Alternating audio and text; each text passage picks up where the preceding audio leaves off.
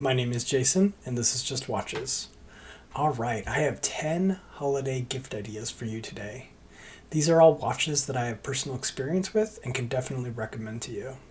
To make things easy, they are all Amazon links in the description below, but definitely shop around. Amazon doesn't always have the best prices.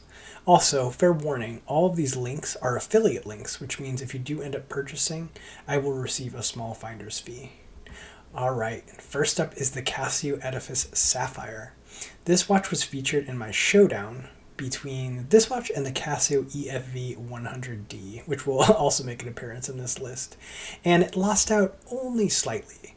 This one is super thin, which is nice. It's highly legible and has a sapphire crystal, which is great if you tend to bang your watches around. The only real downsides are the bracelet is your typical Casio Edifice affair. It's not going to win any awards, but I don't really mind these inexpensive bracelets. They're totally functional and do the job. And the lug width on this one is 20 millimeters, so if you don't end up liking it, you do have a ton of options. Speaking of the EFV-100D, that's next on the list. So the black dial that I have is currently sold out, it looks like, on Amazon, and these are starting to dry up. There's only a few left, but I don't think you can go wrong with any of the colorways. There's the white dial here, and then I also have the blue dial is the next link. There's not much I can say about this watch except it kind of makes me question the entire hobby. It has basically everything you need in a watch. My only real complaint is the lume, which is disappointing. But the dial, hands, indices, and case are amazingly well finished for a price, or for a watch at this price point, and it even has a screw-down crown. Keep in mind, it does list these at 42 millimeters, but I'm pretty sure on Amazon the Casio watches are listed including the crown. So this should be the 40 millimeter version, which is a great size, but keep in mind these do come in a slightly larger size, but I believe those are listed as 44 millimeters.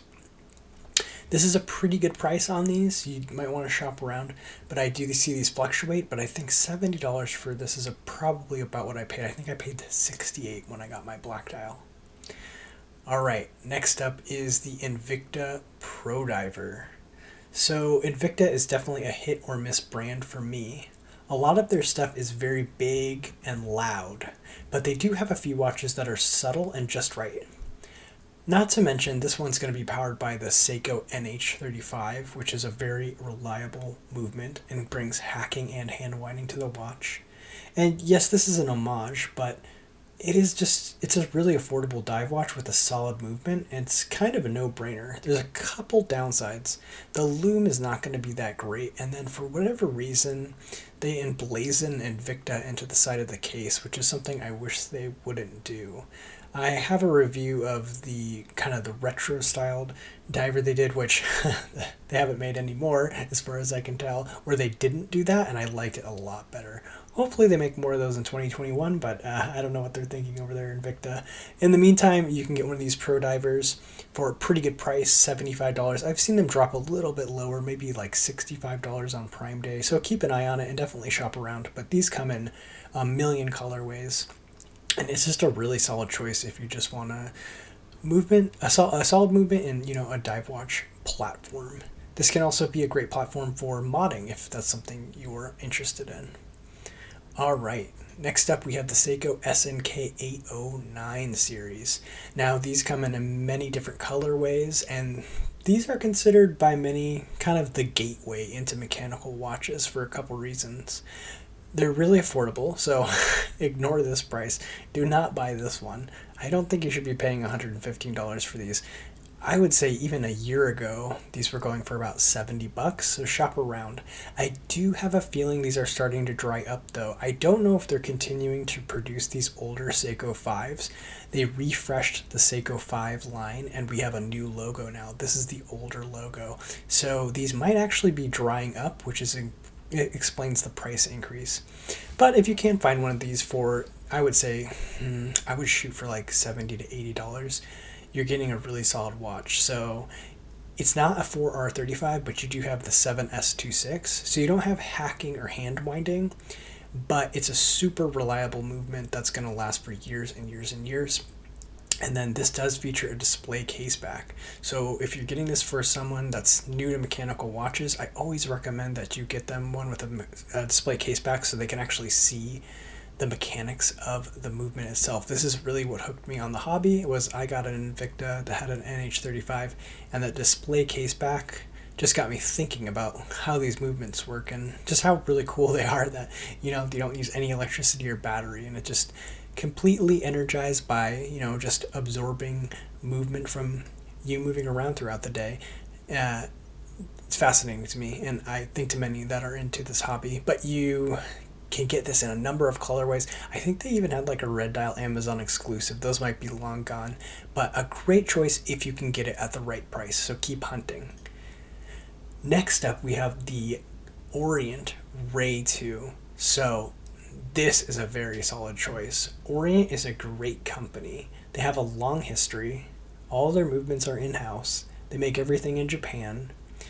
The Ray II is, even when I had the Ray II and the Seiko SKX, I actually ended up keeping the Ray II.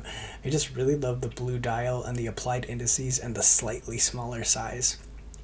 The loom on these is going to be killer. You have a screw down crown and 200 meters of water resistance. This is definitely a watch to consider if you're looking for just having one watch that you just want to wear around and you don't want a full collection. You just want one nice mechanical watch. Because if you wear it every day, it's going to stay wound up. You don't have to worry about batteries or anything like that. I got one of these for one of my close friends a year ago, and I don't think he's taken it off since then. So they're really fun to have. I think there's going to be another recommendation if you want to go a little bit of a step up from the Orient Ray II, but you can't go wrong with this one, and it comes in a number of colorways, and I think this might be a pretty good price, but again, like I said, definitely shop around. All right, another Orient. Now this is a dressier option, so it's not so dressy that you couldn't wear it every day. It does come on leather, but you could change that, and to be honest, I'm okay actually wearing a leather banded watch all the time. Now I didn't think I was going to like this because I wasn't sure if I was going to be a fan of the small seconds. But I found it really classy, and it's very legible because of the Arabic numerals at 12, 3, 6, and 9. It's really easy to gauge the time. It's practical with a date complication, and it's a good size. It's a little bit bigger than I would like for a dress watch. I think it's like 40.5 millimeters. Let's check down here if they have it. Yeah, 40.5. Oh, that's actually the package dimensions. But yeah, 40.5 millimeters. I would like to see it at 39, but that's kind of nitpicking, neither here nor there. But this is a great option if you want something. You don't want a dive watch. Maybe not everyone likes dive watches, but this is like kind of a do anything watch.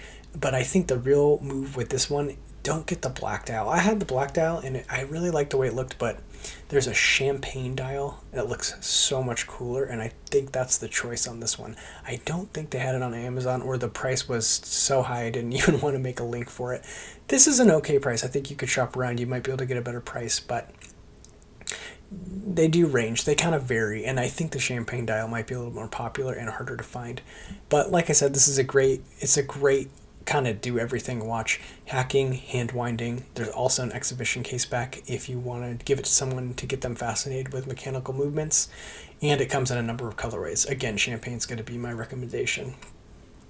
All right, moving on to the 5KX. Now, kind of a controversial choice for some. A lot of people are unhappy with this line because they kind of took the look of the SKX and they dropped the screw down crown. They dropped the water resistance. They kind of just toned it down, made it more of just a fun Seiko 5. And as you can see, this is the new Seiko 5 line. So you see that new 5 logo. Kind of looks like Superman to me. I don't know why.